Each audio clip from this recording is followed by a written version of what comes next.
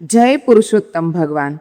મિત્રો, આખરે આપણે જેની આતુરતાથી રાહ જોઈ રહ્યા હતા એ પવિત્ર અને કલ્યાણકારી પુરુષોત્તમ માસ એટલે કે અધિક માસની શરૂઆત થઈ ગઈ છે. વર્ષના સૌથી પવિત્ર ગણાતા આ મહિનામાં હું તમારા માટે એક એવી ગુપ્ત અને અદ્ભુત માહિતી આપવા જઈ રહી છું જે બહુ ઓછા લોકો જાણે છે અને જે તમારા વ્રત અને ઉપવાસ ન રહી શકવાના અફસોસને પણ દૂર કરી દેશે. જો તમે કોઈ પણ કારણસર આ મહિનામાં ઉપવાસ કે અઘરા વ્રત નથી કરી શકવાના તો બિલકુલ ચિંતા ન કરશો. આજે આ વિડીયોમાં હું તમને એવા સરળ નિયમો અને કામ જણાવીશ કે જેને આજથી જ તમારા જીવનમાં અપનાવવાથી તમને કોઈ પણ ઉપવાસ વગર પણ સમગ્ર અધિક માસનું અખૂટ પુણ્ય ફળ અને ભગવાન પુરુષોત્તમની દિવ્ય કૃપા પ્રાપ્ત થશે.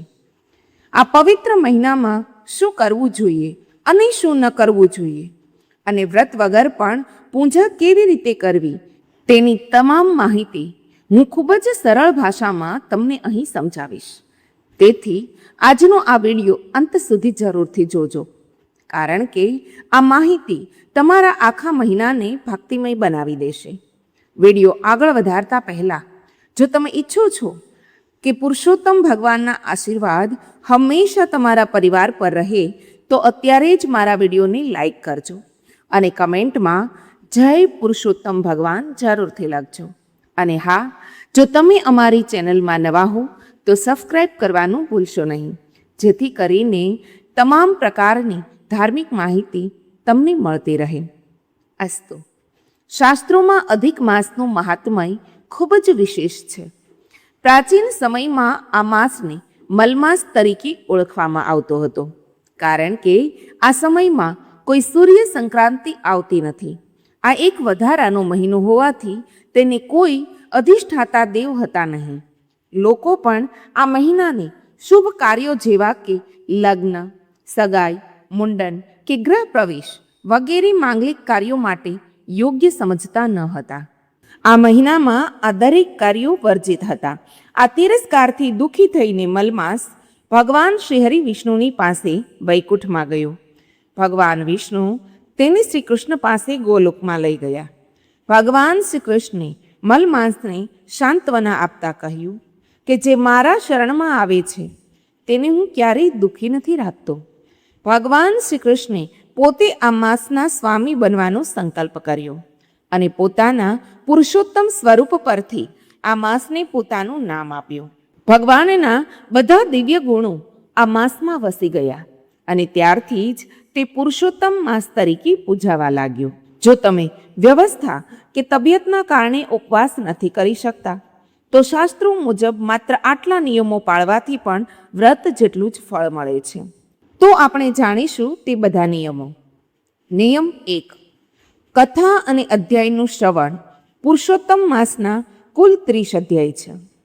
રોજ માત્ર એક અધ્યાય કે એક વાર્તા શ્રદ્ધાપૂર્વક સાંભળવાથી પણ વ્રત સમાન પુણ્ય ફળ મળે છે. નિયમ 2. નામ સ્મરણ. આ મહિનામાં વિષ્ણુ સહસ્ત્ર નામનો પાઠ, શ્રી કૃષ્ણના નામનો જપ અથવા ગણપતિ અથર્વ શીર્ષનો પાઠ કરવો અત્યંત કલ્યાણકારી છે.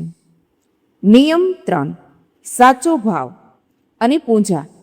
ઘરમાં મૂર્તિ, ચિત્ર કે માત્ર ભાવથી પણ તમે પૂજા કરો તો પણ ભગવાન સ્વીકારી લે છે. રોજ સ્નાન કરીને સ્વચ્છ વસ્ત્રો ધારણ કરી પૂર્વ દિશા તરફ મુખ રાખી સ્થિર આસને બેસી અને ભગવાનનું માત્ર સ્મરણ કરો, તે પણ ભગવાન હંમેશા સ્વીકારે છે. તુલસીપત્ર, ધૂપદીપ અને દીવો અર્પણ કરો. નિયમ 4. દીપદાન અને પવિત્ર સ્નાન.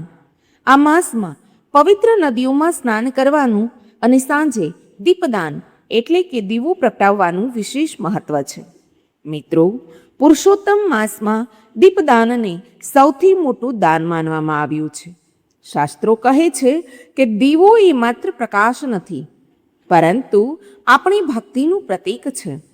આ પવિત્ર મહિનામાં રોજ સાંજે ઘરના મંદિરે અને તુલસી ક્યારે ઘીનો દીવો જરૂરથી પ્રગટાવો.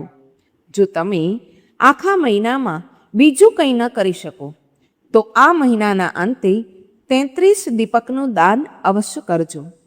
આ નાનકડું કાર્ય તમારા ઘરમાંથી આર્થિક તંગી અને નકારાત્મકતાને હંમેશા માટે દૂર કરી દેશે અને ભગવાન શ્રી હરિની અખંડ કૃપા વરસશે.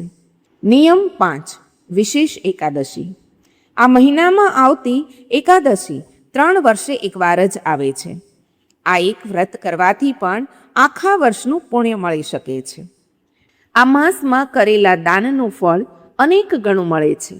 તમારી યથાશક્તિ મુજબ આ કાર્યો જરૂરથી કરજો.